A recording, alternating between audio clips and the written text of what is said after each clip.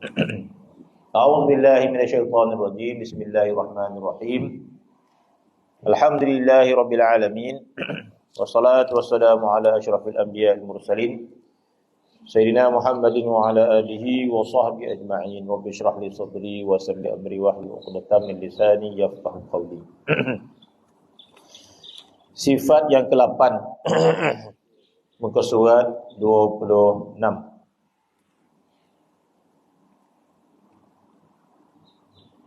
Qala al-mu'allif rahimahullah wa nafa'ana bi'ilmi. Amin. Adapun yang ke-8, yakni yang ke-8 daripada sifat wajib bagi Allah Subhanahu wa taala, yaitu al-iradah. Artinya Allah taala itu berkehendak ataupun mengkehendaki, yakni katanya menentukan sekalian mungkin tentang adanya atau tiadanya. Digunakan ayat macam tu. Tapi bahasa mudah dia berkehendaklah. Berkehendak. Dia perincikan lagi, dia kata menentukan sekalian mungkin. Bermaksud Allah Subhanahu wa taala berkehendak terhadap makhluk dia. Ataupun yang mana Allah taala punyai sifat kehendak. Sebab itu dalam surah Yasin kita sebut innama iza arada syai'an. Kalimah arada. Jadi kalimah iradah, kalau orang belajar bahasa Arab, fi'il madhi dia arada, fi'il mudhari' dia yuridu, masdar dia iradah. Itu belajar tasrif bahasa Arab. Jadi kalimah iradah datang daripada kalimah arada, berkehendak. Dalam surah Yasin digunakan fi'il madhi. Innama iza arada syai'an. Dalam surah Yasin kata hanya sahaja Allah Ta'ala itu apabila dia berkehendak. Innama iza arada. Hanya sahaja Allah Ta'ala itu bila berkehendak. Innama iza arada syai'an an yaqula. Allah Ta'ala hanya perlu sebut an yaqula. Allah Ta'ala hanya perlu sebut kun. Allah Ta'ala hanya perlu sebut kun, fayakun, maka jadilah. Jadi ayat surah Yasin tu, yang pertama, surah tu menyatakan Allah Ta'ala punya kehendak, aradah. Kemudian dalam surah Yasin tu juga menceritakan bagaimanakah kuasanya kehendak Allah Ta'ala ni. Dalam ayat yang lain Allah Ta'ala menyatakan kuasa kehendak dia. Maka Allah Ta'ala berfirman fa'alun lima yurid. Digunakan fi'il mudhari'. Dalam surah Yasin fi'il madhi arada. Dalam surah yang lain digunakan kalimah yuridu. Jadi satu ayat Allah Ta'ala kata fa'alun lima yuridu. Kalimah fa'alun bermaksud Allah Ta'ala maha mampu melakukan. Fa'al bermaksud Allah Ta'ala sangat mampu melakukan apa sahaja yang dikehendaki. Fa'alun lima yurid, Allah Ta'ala sangat mampu melakukan apa sahaja yang dia hendak. Sangat mampu, bermaksud sempurna kemampuannya. Tak ada siapa yang boleh menghalang kehendak Allah SWT. Dalam surah Yasin Allah Ta'ala ungkapkan innama iza arada syai'an ay yaqulu lahu kun fayakun. Hanya sahaja Allah Ta'ala itu bila dia berkehendak sebut jadi, jadilah. Bermaksud bila Tuhan hendak jadi. Apa saja Tuhan hendak jadi. Jadi kalau kuasa tu ada kat kita, hendak tu. Nak duit, ada yang duit. Nak makan, ada yang makan.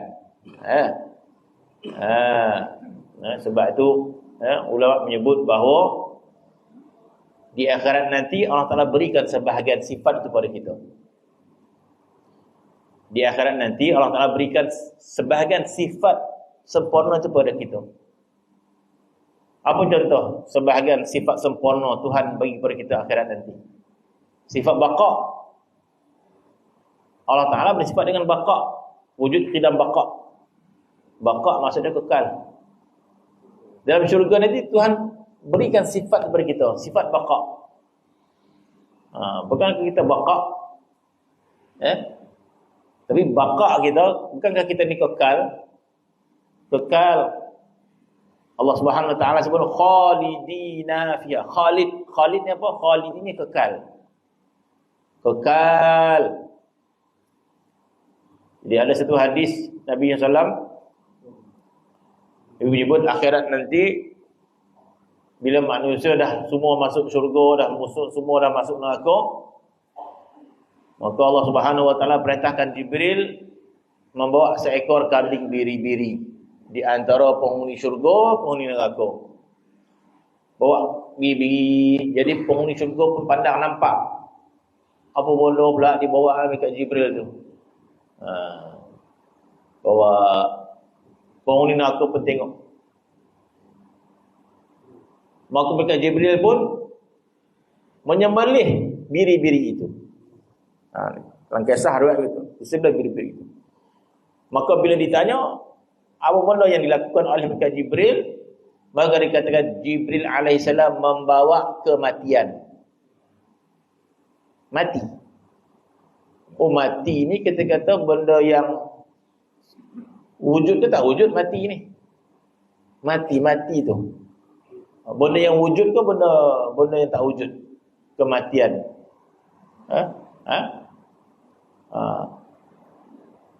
Kematian tu adalah makhluk. Kematian makhluk, hidup pun makhluk. Hidup makhluk, kematian pun makhluk juga. Cuma tak nampak. Mati tu makhluk, tapi tak nampak. Jadi kita menyangka mati tu macam tu lah, tak ada benda kan. Tercabut nyawa matilah. Tapi sebenarnya mati itu makhluk. Allah Ta'ala sebut dalam surah Muluk, Alladhi khalaqal mauta wal hayat. Allah Ta'ala menjadikan mati dan hidup. Jadi maksudnya mati itu makhluk, cuma tak nampak.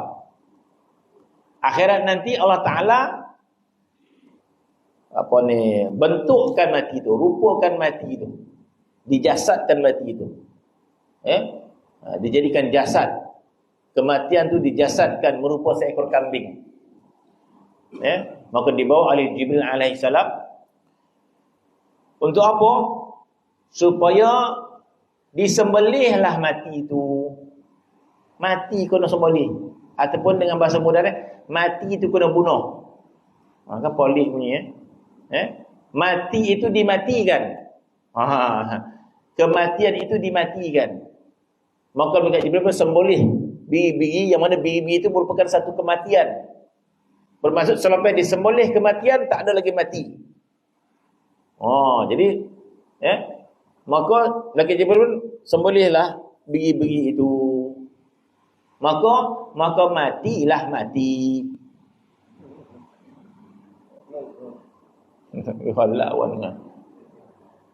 Jadi bila dah mati, maka mereka Jibril mengatakan kepada penghuni syurga, khulud bila maut.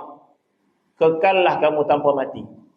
Maka betapa gembiralah penghuni syurga, sebab nikmat dia kekal. Kemudian mereka Jibril mengatakan kepada penghuni neraka, khulud bila maut. Kekallah kamu tanpa mati. Betapa sedihlah orang penghuni neraka, sebab seksaan dia kekal. Jadi maksud salah satu sifat penghuni syurga itu kekal. Pinjam sifat Allah Subhanahu Wa Taala. Jadi sifat kekal kita bukanlah sifat yang nafsi, bukanlah sifat kita, tapi kita sifat kekal kita dikekalkan oleh Allah, itu maksudnya. Allah Ta'ala tu wajibul baqa, wujubul baqa. Allah Ta'ala tu sifat dia wajib baqa. Seperti sifat wujud. Sifat wujud, Allah Ta'ala kan salah satu sifat dia wujud. Wujud ni apa? Wujud apa? Ada kan? Kita ni ada ke tak ada? Kita ada ke tak ada?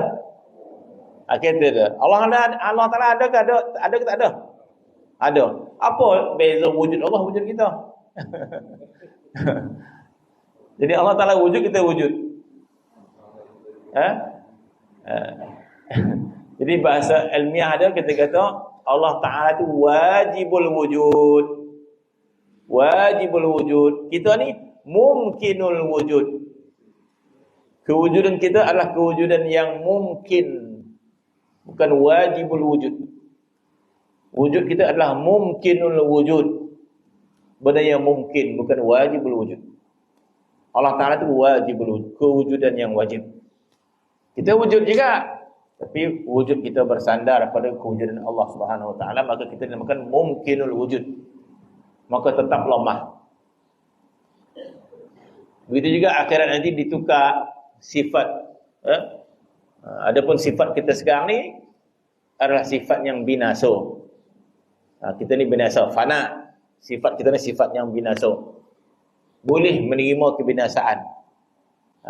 Tak percaya, ambil tegur besi, kotuk jari tu, hancur dia. Bakar, hangui dia. Kita boleh punya kebinasaan. Sebab kita jaga badan kita ni. Sebab kita ni boleh menerima kebinasaan. Kalau orang tu pabal, tak kisahlah, baiklah pun. Kan? Tapi kita jenis makhluk yang menerima kebinasaan, sebab tu kita jaga. Manjat pun tinggi-tinggi pun, hati-hati, jatuh kan hancur. Kita tahu. Tapi di akhirat tidak ada kebinasaan. Jadi Allah Ta'ala dikatakan pinjam sifat bapa. Dan satu lagi kita ulama, Allah Ta'ala berikan sifat kun. Kun. Istilah. Di syurga nanti kita ada sifat kun. Sifat kun ni sifat pada Allah Subhanahu Wa Ta'ala yang disebut dalam surah Yasin. Innama iza arada syai'an an yaqula lahu kun fayakun. Allah Ta'ala itu sifat dia, kehendak Allah Ta'ala itu yang maha berkuasa itu, bila Tuhan sebut jadilah, maka jadi. Sehingga ulama tafsir kata, walaupun ayat itu mengatakan bila Tuhan berkehendak, maka Tuhan kata kun, maka jadi. Bukan bermaksud Tuhan itu perlu sebut kun. Bukan itu maksud dia. Jadi bermaksud Tuhan ni kalau hendak, kena sebut kun. Kalau tak sebut kun, tak jadi dah. Maka salah dia pendapat tu. Kalau Tuhan berhajat kepada kun, baru jadi, tak disebut kun tak jadi, maka lemah juga Allah Subhanahu Wa Ta'ala sebab berhajat kepada kalimah kun. Jadi kalimah kun itu bukan bermaksud Allah Ta'ala perlu sebut kun baru jadi, tapi nak menceritakan betapa mudahnya Tuhan berkehendak, seperti sebut kun jadi. Itu maksudnya. Bukan bermaksud Tuhan kena sebut kun baru jadi, tak. Kalau Tuhan kena sebut kun baru jadi, Tuhan jadi lemah Tuhan. Sebab berkehendak kepada satu ayat pula baru jadi, tak. Bermaksud ayat itu menggambarkan Tuhan bila hendak saja jadi. Walaupun tak sebut kun. Itu maksud dia. Kalimat itu sekadar nak menggambarkan betapa mudahnya Tuhan berkehendak, kun sebut jadilah, maka jadi. Maka kata ulama, manusia di akhirat nanti diberikan sebahagian sifat kun. Itulah di antara khususiat penghuni syurga.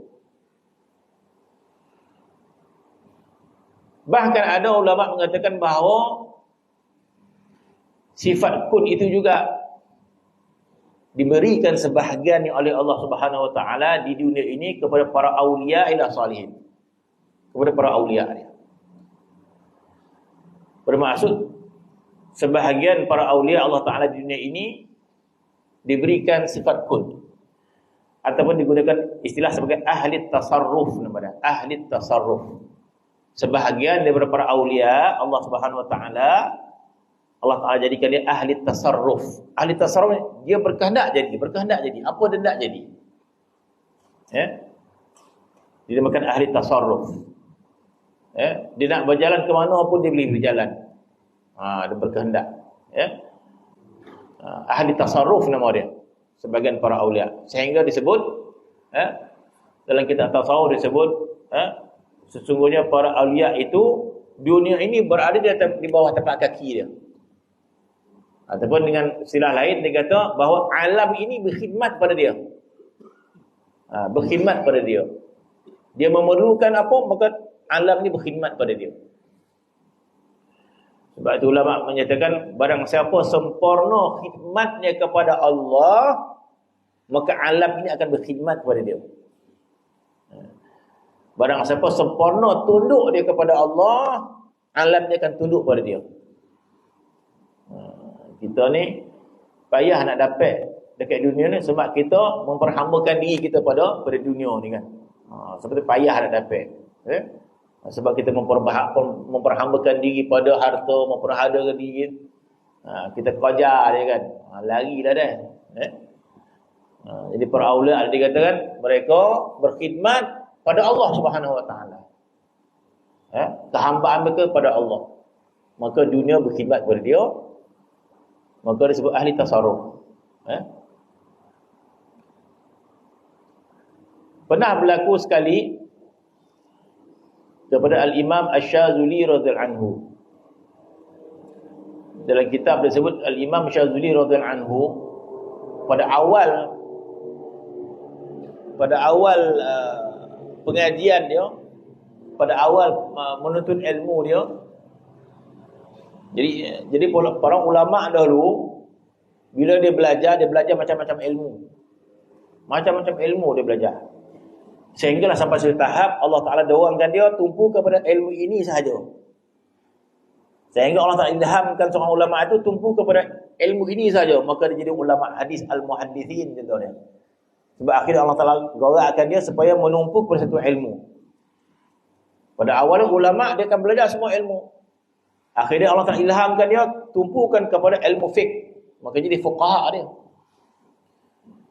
Ulama belajar semua ilmu, akhir dia didorongkan oleh Allah belajar ilmu tafsir, maka jadi mufassir dia. Begitulah seterusnya. Maka Al-Imam Syadzuli radhiyallahu anhu pada awal dia belajar ilmu kimia, nama dia kimia. Bahasa Melayu ilmu kimia. Ilmu kimia, ilmu sains kimia. Dia minat ilmu kimia. Jadi dulu ada satu ilmu namanya ilmu kimia, yang mana kemuncak ilmu ini dia boleh buat ameh daripada bosi. Hebat. Kalau ada ilmu tu, kaya kita. Ada alat kimia tu, titik dekat bosi jadi ameh bosi tu. Termasuk Imam Syadzuli radhiyallahu anhu, dia berminat dengan ilmu itu, untuk menjadikan bosi jadi ameh. Sedangkan Allah Subhanahu wa taala menginginkan Imam Syadzuli menjadi seorang sufi, seorang yang memperhambakan diri pada Allah.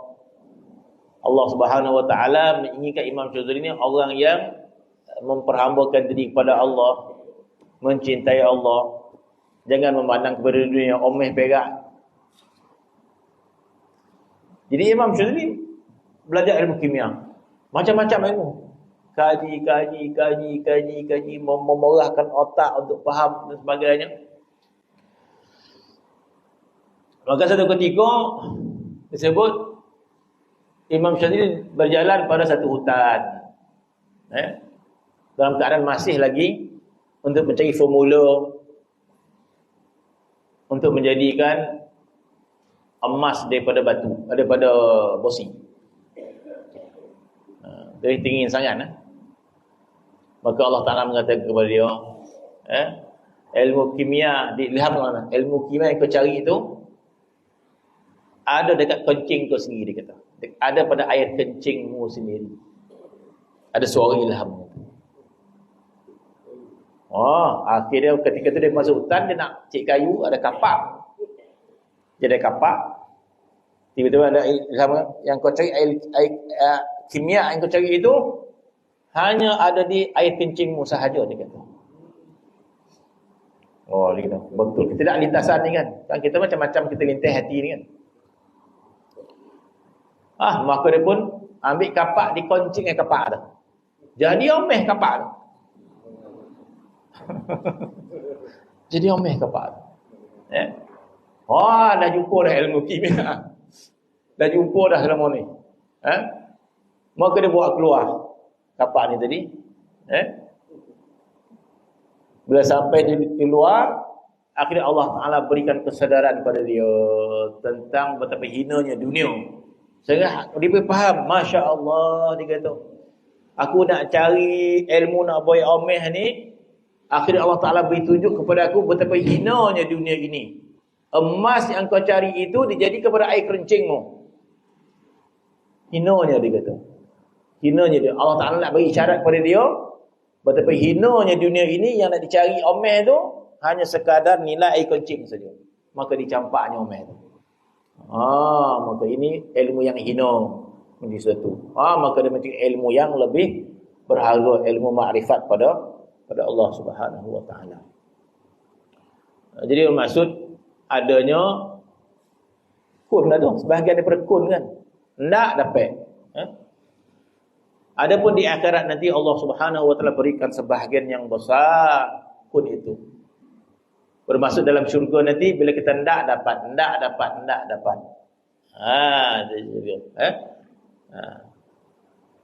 Ke dalam surah Yasin Allah Taala sebut sifat dia, innama iza arada syai'an an yaqula lahu kun fayakun. Allah Taala bila berkehendak dapat.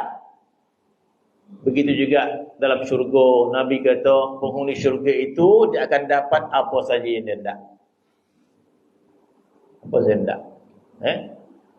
Dan kalau dalam syurga itu kita menginginkan apa yang kita hendak, sebenarnya tak hebat mana pun. Sebab kehendak kita tak sama dengan kehendak Allah Subhanahu wa taala.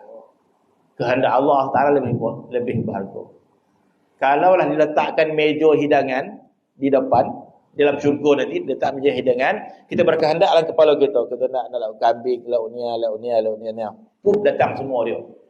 Maka itulah makanan yang paling tak lazat dalam syurga. Sebab kita menginginkan ikut kehendak kita. Kelazatan syurga itu adalah mengikut kehendak Allah Subhanahu wa taala. Sebab itu syurga itu ma la ya'un ra'at wala uzunun sami'at wala khatara ala qalbi bashar. Nikmat syurga itu mata tak pernah lihat, telinga tak pernah dengar, hati pun tak pernah terlintas. Bermaksud di luar kehendak kita, dia punya nikmat dia. Di luar daripada bayangan kita, di luar daripada lintasan hati kita. Jadi kalau nikmat syurga itu nikmat yang kita bayangkan, tak lazat tu dah. Al-Quran Nabi SAW menyebut dalam hadis tadi yang kita baca, bila Nabi kata bahawa dalam syurga itu tidak adanya anak yang dilahirkan oleh seorang perempuan, tak beranak. Orang perempuan tak beranak. Jadi bila sahabat tanya, ya Rasulullah, dalam syurga tu orang perempuan beranak, bersalin ke tidak? Nabi kata dalam syurga orang perempuan tidak lagi beranak. Illa iza ishtaha. Kecuali bila dia teringin. Kecuali dia tidak. Jadi maksud dalam syurga tidak ada lagi beranak, bersalin tak ada. Kecuali dia tidak. Tiba-tiba dia terlintas berasa, nak pula budak kaki lah rasa kan. Tiba-tiba Nabi kata orang rumah dia mengandung, bersalin dan sebagainya. Begitu juga dalam syurga tidak ada lagi bekerja, tak ada. Nak pergi motong, nak pergi apa, tak ada. Semua dah disiapkan. Kecuali bila dia hendak, Nabi kata. Jadi dalam ramai-ramai masuk syurga tu ada orang Qadah pun sama. Orang Qadah ni suka sawah, bendang-bendang. Jadi Nabi sebut dalam syurga nanti Tidak ada lagi bekerja nak pergi sawah, tanam padi, tak ada. Semua dah disiapkan. Kecuali bila dia hendak. Sebab dia orang Qadah, pernah baik bandang dulu, maka teringat dia. Oi, seronok pula. Maka Allah Ta'ala siapkan dia sawah. Sebab dia hendak. Sebab apa? Sebab penghuni syurga tu, bila dia hendak dapat. Maka Allah Ta'ala siapkan dia sawah. Maka pergi dia sawah, seronok dia. Sebab dia hendak. Maka dia berikan padi, maka bucut tanam, dan dia tanam, masa tu juga tumbuh padi, tumbuh dan sebagainya. Jadi bermaksud dalam syurga itu tidak ada sesuatu pun yang kita tak dapat. Sebab apa? Sebab syurga itu nama Darul Jaza, negeri pembalasan. Dunia ini namanya Darul Ibtila, negeri ujian. Sebab tu banyak bodoh kita tak dapat. Ni tak dapat, ni tak dapat, ni tak dapat, ni tak dapat. Banyak bodoh tak dapat ke dunia ni. Kenapa pula dunia banyak bodoh tak dapat? Kita kena faham ini Darul Ibtila nama dia. Negeri ujian, sabar, redha. Kenapa sedih pula? Entahlah, makin lawa muka ni. Tapi tak berapa dah berkodut, dah 80 berkodut lah. Tak nak sedih, ibtila kita kata. Negeri ibtila. Banyak bodoh, nak duit tak dapat, nak sehat sedih. Saya nak sehat sampai umur berapa? Sampai umur 150. Mana ada? Negeri ibtila. Jadi kalau dunia negeri ibtila, tahulah kita, dunia ni tempat kita sabar. Akhirat nanti Darul Jaza. Bila Darul Jaza, Allah Ta'ala bagi sungguh-sungguh. Allah Ta'ala bagi sungguh-sungguh. Jadi Allah Subhanahu wa Ta'ala sifatnya iradah, berkehendak, iaitu menentukan sekalian yang mungkin. Mungkin ni makhluk, tentang adanya atau tiadanya. Hakikatnya ialah sifat yang qadim. Ni yang kita nak faham. Masya-Allah. Di antara beza iradah Allah, iradah kita baharu, iradah Allah qadim. Ataupun dengan makna yang lain, iradah Allah dah selesai. Iradah Allah dah sempurna, selesai dia. Semenjak bila? Qadim. Qadim ni apa? Azali. Azali ni apa? Sedia kala. Jadi bukan iradah ni kehendak. Jadi kehendak Allah Ta'ala bukanlah baru datang. Semalam baru dia bercadang nak hujan tahun ni. Nak hujan lagi ni. Bilalah Tuhan nak berkehendak hujan ni? Agak semalam baru terfikir. Kita ya macam tu. Baru terfikir. Terfikir nak pergi Suamban. Bilalah terfikir? Tadi. Sejam tadi, subuh ni tak terfikir pun. Kehendak datang, baru datang. Kehendak kita baru. Kehendak kita potong gang, kita tak tahu lagi. Sekarang ni tak ada apa lah. Nak berjalan tak? Dah malih lah. Dah sekarang, nak pergi Suamban lah dah. Tadi tak hendak. Tadi, baru berkehendak. Kehendak makhluk, baru. Kehendak Allah, qadim. Inilah yang dipahami oleh para awliya ila salihin tentang sifat iradah Allah Ta'ala yang qadim. Dibimbangi oleh para awliya tentang iradah Allah yang qadim. Sebab kehendak Allah Ta'ala itu putus.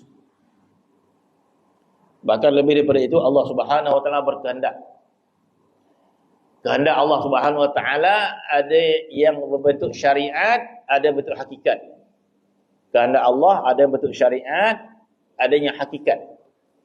Apa maksud kehendak Allah syariat atau hakikat? Kehendak Allah berbentuk syariat bermaksud Allah Ta'ala mengkehendaki kita beriman. Allah Ta'ala hendak kita sembahyang, solat. Allah Ta'ala hendak kita taat. Itu kehendak Allah berbentuk syariat. Kehendak Allah berbentuk hakikat, apa yang berlaku. Ada orang tak beriman, ada orang yang tak solat, ada ahli taat, ada ahli fasik. Maka semua itu tidak terlepas daripada kehendak Allah Ta'ala yang hakiki. Jadi bila kita melihat sesuatu yang berlaku, kita tak boleh memberi alasan kepada hakikat itu. Apa maksud dia? Tinggi bola ke bahasa Ustaz? Contoh, orang mencuri. Contoh, orang tak sembahyang. Kita kata, tak sembahyang. Dah takdir Tuhan. Memang takdir Tuhan. Jadi kita tak boleh pandang hakikat. Kita kena pandang syariat. Apa maksudnya? Kita pergi dakwah orang tu supaya dia solat. Kalau orang tak beriman, kita dakwah, wajib dakwah dia supaya beriman. Itu maksud dia. Bila dia bermaksiat, wajib kita cegah dia. Mar'a minkum munkaran falyughayyiru biyadihi. Fa in lam yastati' fa bi lisanihi, fa in lam yastati' fa bi qalbi. Bila kamu lihat kemungkaran, cegah dengan tangan. Tak boleh cegah dengan mulut. Tak boleh cegah dengan hati. Tak boleh kita kata, dah kehendak Tuhan semenjak azali. Betul? Kehendak Tuhan semenjak azali. Dan inilah yang ditakuti oleh para awliya al-salihin, kehendak Allah Ta'ala yang azali, yang berbentuk tidak baik pada kita lah. Sebab tu ada satu riwayat dalam kitab menyebut Allah Subhanahu Wa Ta'ala telah menentukan sebagian manusia ini ke syurga, sebagian manusia ke neraka. Maka Allah Ta'ala kata, hadza lil jannah fala ubali wa hadza lin nari fala ubali. Sebagian manusia ini akan ke syurga, aku tak peduli. Sebahagian akan ke neraka, aku tak peduli. Itu adalah dalam hakikat iradah Allah Ta'ala yang azali. Adapun di dunia, kita kena berusaha untuk menjadi yang lebih baik. Maka hakikat sifat iradah Allah Ta'ala itu adalah sifat iradah yang qadim. Bermaksud kehendak Tuhan dah selesai dah. Sedia kala. Lagi azali. Sabit berdiri pada zat. Mana ada pada diri Allah Ta'ala itu, sifat itu. Ada pada zat Tuhan. Dengan dia, maksud dengan iradah itu, dengan sifat iradah itu, menentukan segala perkara yang harus atau setengah yang harus atas mungkin. Mana benda yang harus bermaksud benda yang harus pada makhluk ini. Macam kita ni harus saja hidup, harus saja mati. Kita ni harus saja wujud, harus saja tidak wujud, bukan wajib. Jadi semua kita tertakluk pada kehendak Allah Subhanahu Wa Ta'ala. Jadi kita hidup ni di atas kehendak dia. Kalau kita mati pun di atas kehendak dia. Kita sihat pun di atas kehendak dia. Kita sakit pun di atas kehendak dia. Kita kaya di atas kehendak dia. Kita miskin di atas kehendak dia. Pada hakikat dia. Ataupun istilah yang lain disebut perbuatan yang Tuhan lakukan kepada kita. Jadi kehendak Tuhan bersertai dengan perbuatan. Maka Allah Subhanahu Wa Ta'ala berbuat sesuatu kata kita mengikut kehendak dia. Mengikut kehendak dia. Hatta dalam Al-Quran Allah Ta'ala sebut apa ayat dia? Allah Ta'ala mengatakan wa ma tasha'una illa apa Ustaz? Jadi wa ma tasha'una illa Allah Ta'ala kata wa ma tasha'una illa ay yasha Allah. Allah Ta'ala kata wa ma tasha'una, tidaklah kamu semua berkehendak nak pergi pasar, nak berjalan, nak apa. Wa ma tasha'una. Kan kita berkehendak nak datang pondok, nak mengaji. Ada orang tak nak datang, ada orang nak datang. Kan kita kena kehendak. Ada orang nak balik lah dia. Ada kelas nak balik pula dia. Berkehendak juga tu. Tapi apa kata orang kata? Mana yang datang nak mengaji, kehendak yang baiklah. Mana yang tak nak datang mengaji, nak balik pada kehendak tak baiklah. Contoh dia. Jadi ada kehendak yang baik, ada kehendak tak baik. Tapi apa Allah sebut? Wa ma tasyauna. Tidaklah kamu semua berkehendak. Kehendak ada yang baik terbaik. Illa an yasha Allah. Kecuali itu adalah kehendak Allah SWT. Pada hakiki dia, kehendak Allah SWT.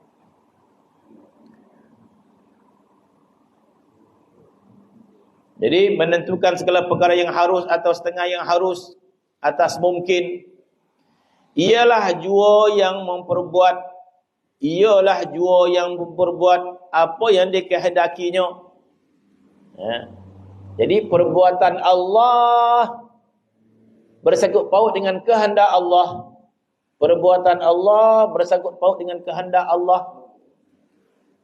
Allah Ta'ala bila berkehendak, maka ada perbuatan yang timbul daripada kehendak Allah Ta'ala. Macam kita lah, bila kita berkehendak kan ada timbul perbuatannya. Nak pergi pasar lah. Dalam nak pergi pasar lah, maka timbul berjalan dia. Naik kereta dia. Dan sebagainya. Allah Ta'ala berkehendak nak jadikan kita. Maka proses tu berlaku. Perbuatan dia kan. Jadi Allah Ta'ala dia yang memperbuat apa sahaja yang dikehendaki. Dia yang membuat apa sahaja yang dia kehendaki. Pada tiap-tiap sesuatu, maka tiada boleh nyata sesuatu perbuatan yang tiada daripada pilihan dan kehendak, dan tiada boleh nyata kata. Maka tiada boleh nyata suatu perbuatan yang tiada daripada pilihan. Mana kata tidak boleh nyata, mana kata tidak boleh wujud sesuatu yang tiada daripada kehendak Allah Ta'ala. Bermaksud semua di atas kehendak Allah Subhanahu Wa Ta'ala. Tak akan nyata. Bermaksud tak nyata, tak akan berlaku sesuatu kecuali di bawah kehendak Allah Subhanahu Wa Ta'ala yang hakiki. Itu maksudnya, yang hakiki. Termasuk yang beriman, termasuk yang tak beriman. Apa bukti dan yang tak beriman itu juga merupakan kehendak daripada Allah Subhanahu Wa Ta'ala yang hakiki. Iaitu Allah Ta'ala menyebut, innaka la tahdi man ahbabta walakinnallaha yahdi man yasha. Yasha dengan iradah sama maksud dia. Yasha dengan iradah maksud dia. Yasha kehendak, berkehendak. Yasha maksudnya berkehendak. Allah Ta'ala mengatakan, innaka la tahdi man ahbabta. Ya Muhammad, engkau tidak boleh beri hidayat kepada orang yang engkau kehendaki. Innaka la tahdi man ahbabta. Engkau tidak boleh beri hidayat kepada orang yang engkau kasihi. Walakinnallah, tetapi Allah yang beri hidayat kepada orang yang dia kehendaki. Bermaksud sekiranya Allah Ta'ala tidak berkehendak Allah tidak dapat hidayat, maka dia tak dapat hidayat. Jadi maksud orang tak beriman di atas kehendak siapa? Di atas kehendak Allah pada hakiki dia. Pada hakiki kehendak Allah. Allah Ta'ala sebut macam tu. Jadi bermula daripada hidayat iman, bersangkut paut dengan kehendak Allah. Mana Allah Ta'ala tidak mengkehendaki orang itu beriman, maka tak beriman. Pada hakiki dia. Begitulah selepas hidayat yang selepas itu. Hidayat yang paling besar, hidayat iman. Hidayat yang paling besar adalah hidayat iman. Kenapa hidayat iman hidayat yang paling besar? Sebab nak menentukan syurga atau neraka. Hidayat yang paling besar adalah hidayat iman. Syurga ataupun neraka. Selepas itu hidayat berbentuk tingkatan syurga. Hidayat yang pertama, hidayat menentukan syurga atau tidak, itu iman. Sebab itu Nabi mengatakan, man qala la ilaha illallah dakhala jannah. Itu makna iman. Nabi kata siapa mengucapkan kalimah la ilaha illallah masuk syurga. Kalimah la ilaha illallah itu adalah kalimah iman. Bermaksud Nabi mengatakan siapa beriman masuk syurga. Jadi sahabat kata wa in yasriku wa in yazni ya Rasulullah. Walaupun orang tu mencuri, walaupun orang berzina ya Rasulullah, boleh masuk syurga. Wa in yasriku wa in yazni. Nabi kata. Walaupun dia mencuri, walaupun berzina, tapi didahului oleh azab oleh Allah SWT. Tapi akhirnya masuk syurga dengan iman itu. Jadi hidayat yang paling besar adalah hidayat iman. Maka hidayat iman ini milik Allah Subhanahu wa taala. Innaka la tahdi man ahbabta walakinna Allah yahdi man yasha. Jadi Nabi bila berdakwah kepada orang musyrikin, ada yang terima dakwah dia beriman.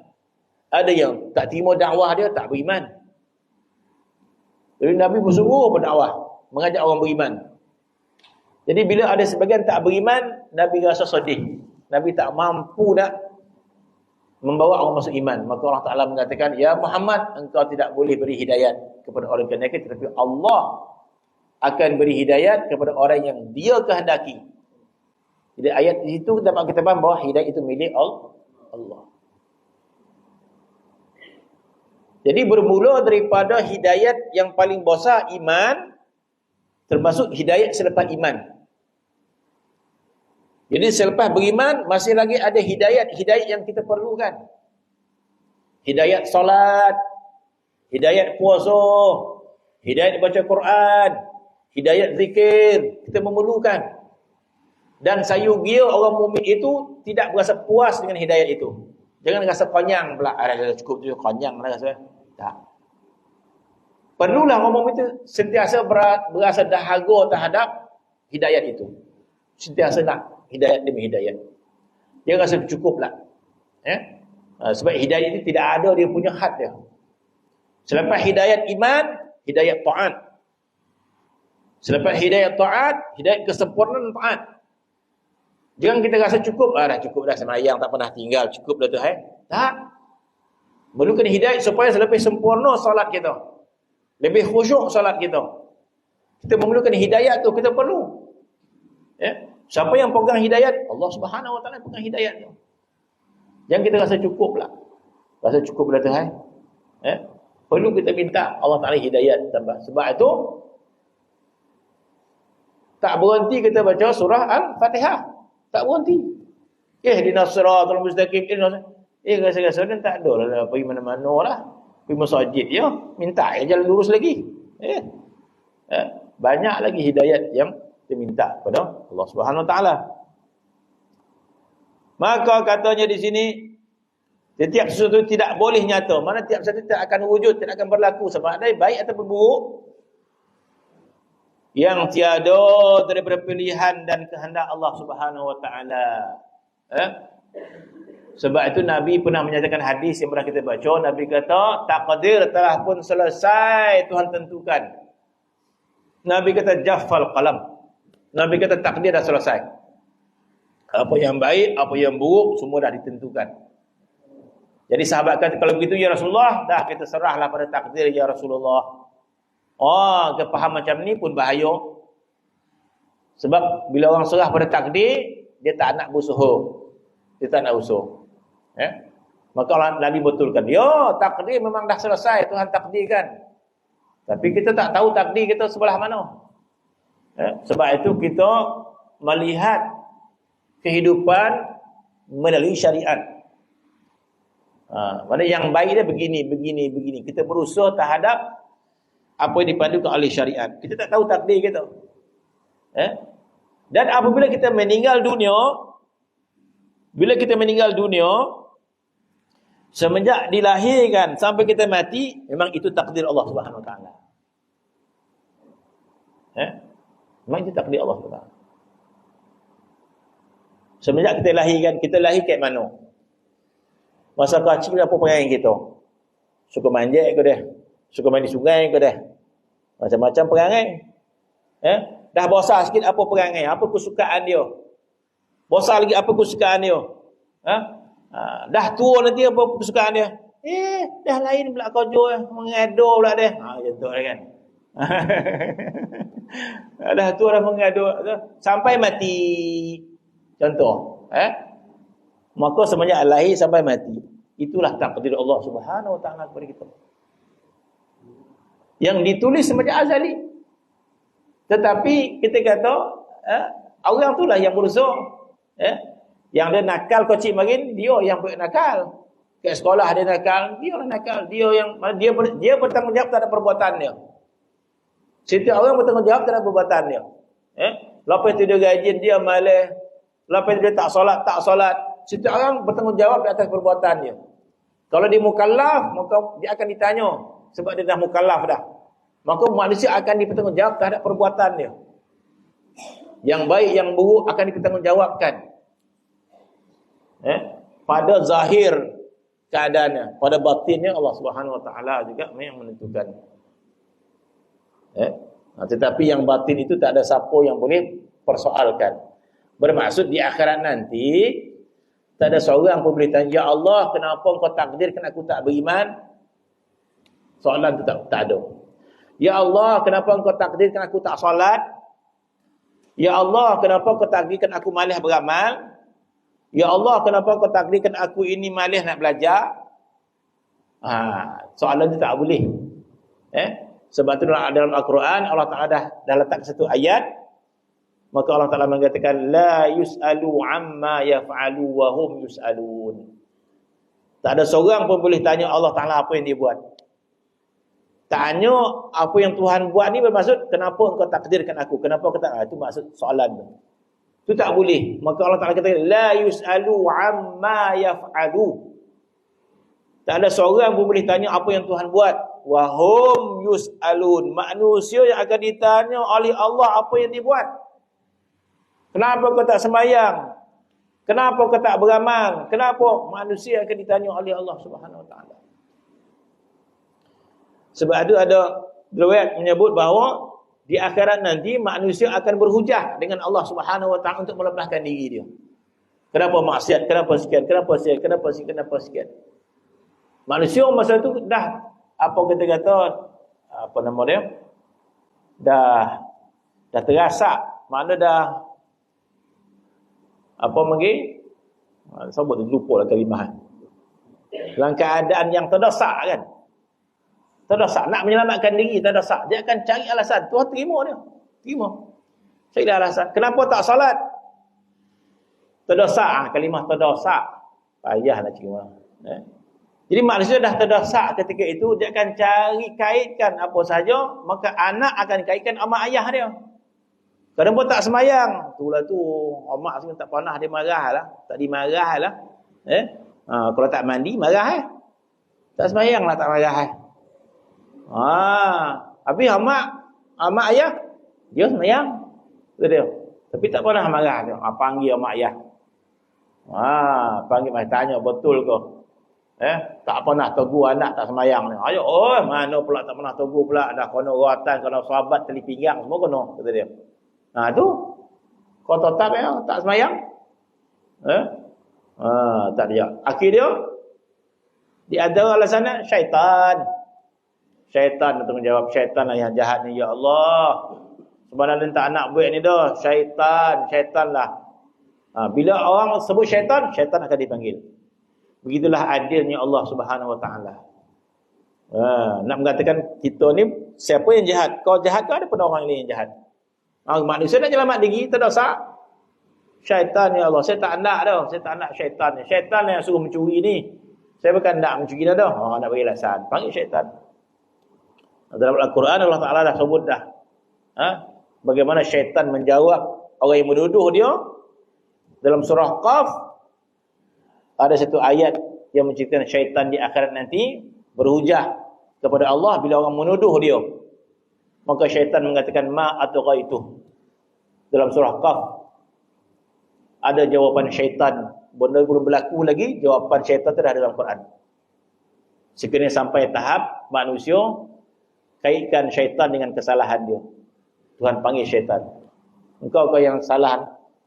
Maka jawapan syaitan dah dalam surah Qaf. Syaitan kata ma atghaitu. Aku tak dorong dia buat dosa. Bukan syaitan yang tarik tangan dia, tak ada. Ma atghaitu. Bermaksud dia sendiri yang buat jahat. Kata syaitan. Kalah tak apa. Jadi sehingga dikata sehingga akhirnya manusia terdesak mengaitkan Allah. Ya Allah, bukankah kau takdirkan aku jadi pencuri ya Allah? Ya Allah, bukankah kau takdirkan aku tak sembahyang ya Allah? Ya Allah, bukankah engkau takdirkan aku sekian-sekian? Dia menyalahkan Allah Subhanahu Wa Taala. Itu yang ada ayat Tuhan kata la yus'alu amma yaf'alu. Tak ada seorang pun boleh tanya apa yang Tuhan buat. Wa hum yus'alun, kamu yang ditanya oleh Allah. Kenapa tak sembahyang, kenapa maksiat, kenapa sekian. Maka ketika mana Nabi mengatakan takdir dah selesai, sahabat kata, kalau begitu ya Rasulullah, kita serahkanlah pada tadi. Bukan begitu caranya, kata Nabi SAW. Nabi mengatakan sesungguhnya seorang itu dipermudahkan dengan takdirnya yang telah ditakdir oleh Allah Subhanahu wa taala. Bagaimana? Iaitu sekiranya seorang itu ditakdirkan oleh Allah Taala takdir yang baik, maka dipermudahkan oleh Allah untuk melakukan yang baik. Lama di ke masjid. Yang nak pergi masjid tadi siapa? Dia sendiri. Nak pergi masjid lah. Mudah dia jalan pergi masjid. Memang itu takdir dia. Tuhan permudah. Nabi kata kalau seseorang itu akan mengikut takdir dia, dipermudahkan. Mudah dia baik. Pada zahir dia, dialah yang berkehendak nak baik dan melakukannya. Sekiranya takdir itu dah tak baik, Tuhan permudahkan dia buat tak baik. Suka dia pergi lain, buat bodoh-bodoh yang tak baik. Dia yang berusaha untuk buat tak baik. Dia yang merancang, dia yang berkehendak. Dia mengikut takdir dia yang azali yang Tuhan dah tentukan. Bermaksud kita akan dipertanggungjawabkan di atas usaha kita dan Allah Taala. Jadi bermaksud berusahalah ke arah yang baik bermaksud. Jadi bermaksud kalau kita mudah buat baik, maka kita mengikut takdir kita yang baik. Kalau kita buat jahat, kita mengikut takdir kita yang jahat dulu. Maka kata di sini, maka kepercayaan orang Islam atas sifat iradah itu yaitu beriktikad dan percaya yang putus segala hal yang telah berlaku dan yang akan berlaku yang akan berlaku ialah dengan mendapat ketentuan daripada Allah, kehendak dia daripada Allah SWT. Sama ada tentang rezeki dia. Walaupun rezeki itu kita yang cari. Kita bila cari kerja, dapat kerja sekian. Dapat kerja jadi askar. Gaji sekian. Kita yang usaha. Akhirnya kita berniaga, kita dapat rezeki, kita kata. Tetapi Allah Subhanahu wa taala yang bagi rezeki kepada kita melalui usaha kita. Insya-Allah. Yang berusaha kita, tapi sebenarnya dia yang bagi kita, mana Allah Taala yang bagi rezeki melalui usaha kita. Daripada Tuhan yang tentang rezeki, umur, baik, tengok, benda yang baik, benda yang jahat tidak terlepas daripada kehendak Allah Subhanahu wa taala yang hakiki. Sama ada yang kaya, sama ada miskin dan sebagainya. Serta wajib pula kita beriktikad manusia ada mempunyai nasib-nasib ni bukan nasib-nasib baik tak? Nasib ni bahagian. Bahagian, nasib. Nasib ni bahagian, bukan nasib bahasa Melayu bukan. Nasib baik dan tak datang, bukan tu maksud dia. Nasib ni bahagian. Wajib kita beriktikad bahawa manusia itu mempunyai nasib, mana bahagian yang telah diberikan oleh Allah Subhanahu wa taala di dalam dunia. Sebagaimana firman Allah Subhanahu wa taala, wala tansa nasibaka minad dunya. Jadi Allah Taala gunakan kalimah nasib ni dalam ayat Al-Quran, wala tansa nasibaka minad. Jadi nasib di sini bermaksud habuan kita di dunia. Ayat ini sebelum dia Allah Taala mengatakan wabtaghi fima ataka Allah darul akhirah. Carilah kehidupan kamu yang baik di akhirat nanti. Bermaksud beramal. Beramal dengan amal ibadat. Bermaksud di dunia ini yang perlu kita cari adalah akhirat. Maka Tuhan kata wabtaghi fima ataka Allah darul akhirah. Tuntutlah, carilah sesuatu yang boleh mendatangkan faedah pada akhirat. Jadi begitu cara orang Islam hidup dekat dunia ini. Orang mukmin cari hidup dekat dunia adalah memandang akhirat. Sebab Tuhan kata carilah sesuatu yang datang faedah akhirat. Bermaksud bila kita makan, kita kaitkan makan kita supaya boleh bawa ke akhirat. Bila kita apa saja kita buat, mestilah pandangan kita akhirat. Itu maksud. Carilah habuan kamu akhirat, wala tansa nasibaka. Jangan lupa habuan dunia. Mungkin sebagian orang dia nak cari akhirat, maka dia beramal ibadat, maka dia tinggalkan dunia dia. Maka Tuhan kata jangan sampai lupa kehidupan dunia kamu. Jadi nasib itu habuan. Artinya janganlah kamu lupa nasib kamu, bahagian kamu dalam dunia. Tetapi nasib ini tidak akan dapat semata-mata kita pulangkan kepada ketentuan takdir. Tak boleh. Kita pulangkan semata-mata daripada apa tu? Tuhan. Apa dia? Tuhan kan?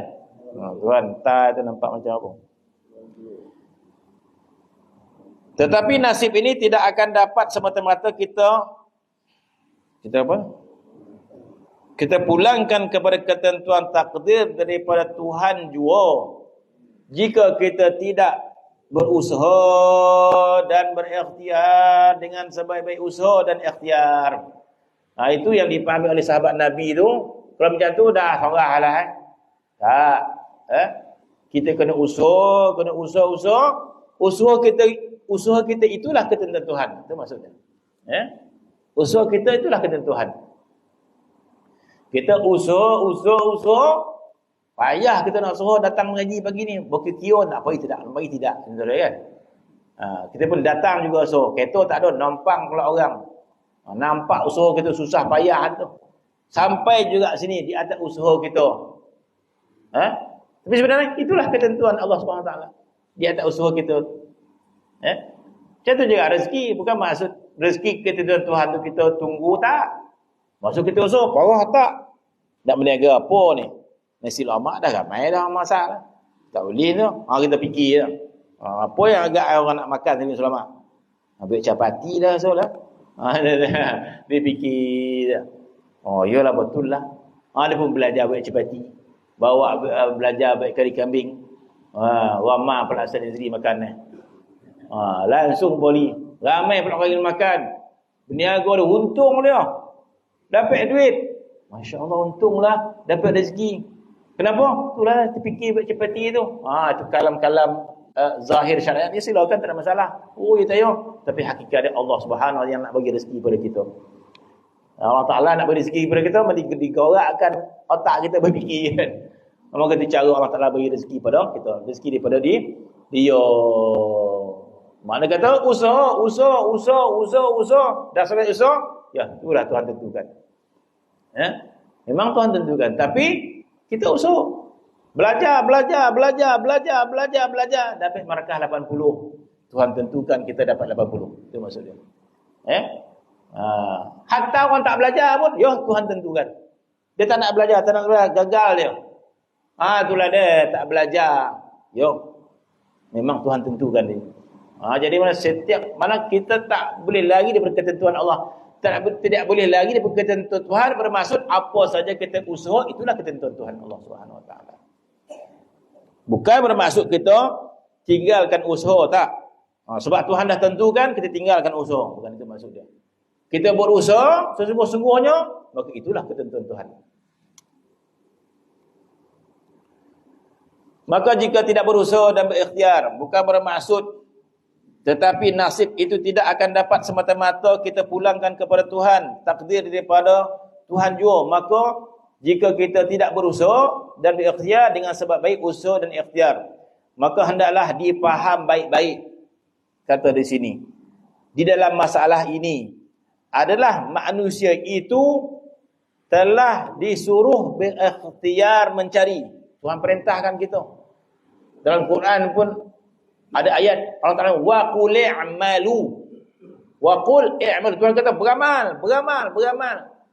Maka Allah Ta'ala akan permudahkan amal engkau. Jadi maksud ayat amal ini ada. Mana kita perlu beramal. Maka hendaklah dipaham baik-baik dalam masalah ini adalah manusia itu telah disuruh berikhtiar mencari, bekerja, berusaha, membuat baik. Tuhan perintah kita buat baik. Beramal soleh. Tuhan suruh kita beramal sebaik-baiknya. Kalau solat betul-betul dengan sempurna khusyuk dan sebagainya.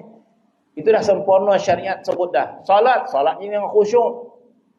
Berzikir dengan sebaik-baiknya. Baca Quran dengan sebaik-baiknya. Ya, maka kita berusaha untuk ke arah kesempurnaan itu. Beramal soleh, demikian juga dilarang buat sekian, dilarang maksiat, dilarang sekian. Kita berusaha untuk menghindarkan diri daripada maksiat. Ada orang berjaya menghindarkan diri daripada maksiat, ada orang melakukan maksiat. Allah Ta'ala dah larang. Begitu juga dilarang sebaliknya. Maka wajiblah manusia taat dan menyempurnakan segala titah perintah ini, serta berhenti daripada mengerjakan segala larangannya. Pendek kata, umat Islam bersungguh-sungguh berharapkan kemajuan dalam dunia, sama ada agama ataupun dunia dan akhirat. Maka hendaklah berjalan atas kaedah menjunjung titah perintah Allah Subhanahu Wa Taala dan menjauhi segala tegahan. Kemudian baru bermohon dan berserah pada Allah Subhanahu Wa Taala. Maka sangat-sangat dilarang lagi terlalu keji di sisi agama Islam. Manusia hidup dalam dunia ini semata-mata berserah, bermohon atas ketentuan takdir Tuhan sahaja dengan tidak berusaha dan berikhtiar. Jadi salah maksud sebegitu. Jadi bermaksud semuanya di atas kehendak Allah Ta'ala, maka kita tak buat apa-apa. Maka salah faham gitu. Jadi maksudkan segala-galanya datang daripada Allah adalah kita berusaha bersungguh-sungguh. Dan akhirnya kita faham semua ini datang daripada Allah Subhanahu wa ta'ala. Wallahu ta'ala. Bismillahirrahmanirrahim. Rabbil alamin. Wassalatu wassalamu ala asyrafil anbiya'i wal mursalin.